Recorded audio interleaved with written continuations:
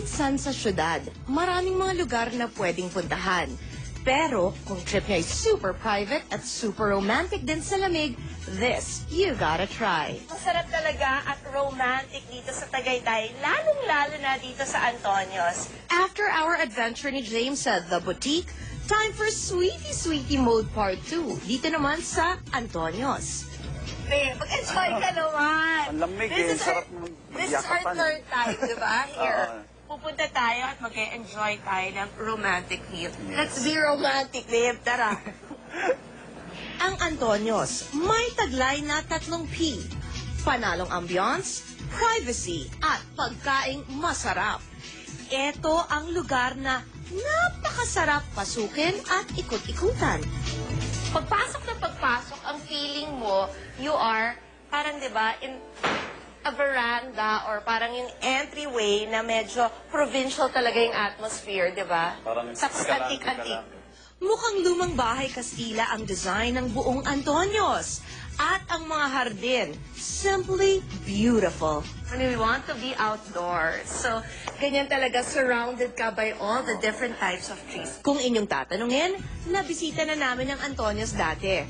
Pero sa ganda nito, it's really worth going back to. Dito kami unang kumain, and it's so beautiful. Mararamdaman mo talaga na it's so peaceful and serene. Ay, ang saya nito. At lalo pa nang batiin kami ng executive chef and owner ng Antonios, si Tony Boy Escalante. Hi, good. Hi, Tony Boy! Salamat!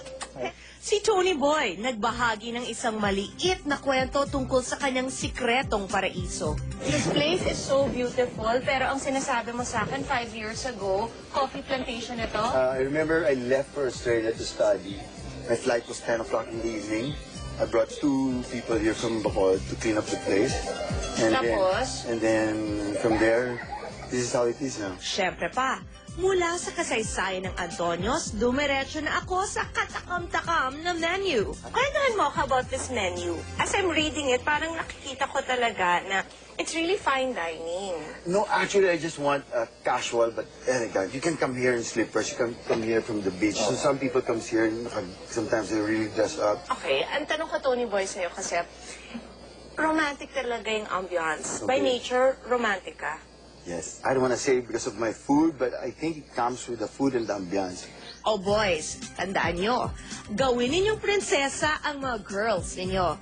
And one way is right here in Tagaytay. Di ba, babe? Alam mo, appetizer lang ano mo, ang ganda ng ambiance eh. So, sagutin ka na nung kung naniligaw.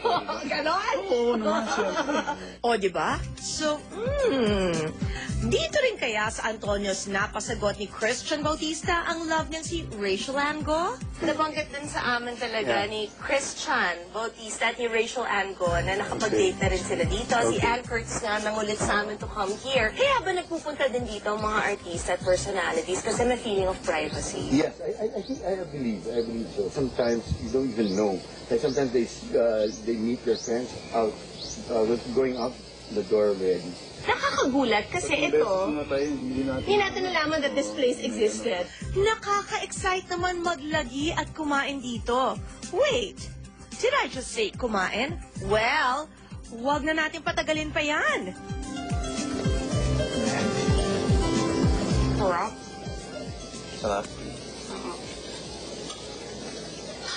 Masarap. Para siyang Malasa yung steak ah. sobra. Yummy talaga. I'm not masauce. I like it plain talaga.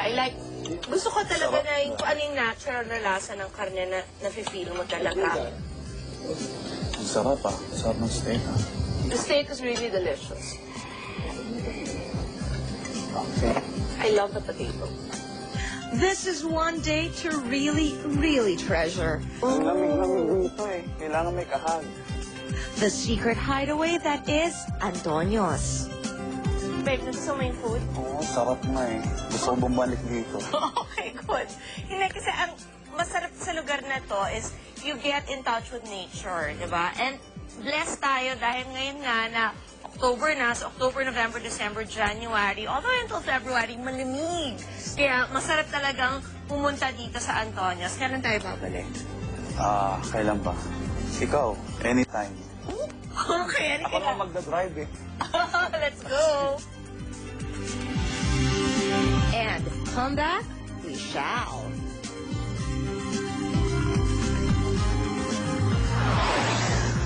Ice skating saya kasama ang mag-best friend na si Angelica at Jody.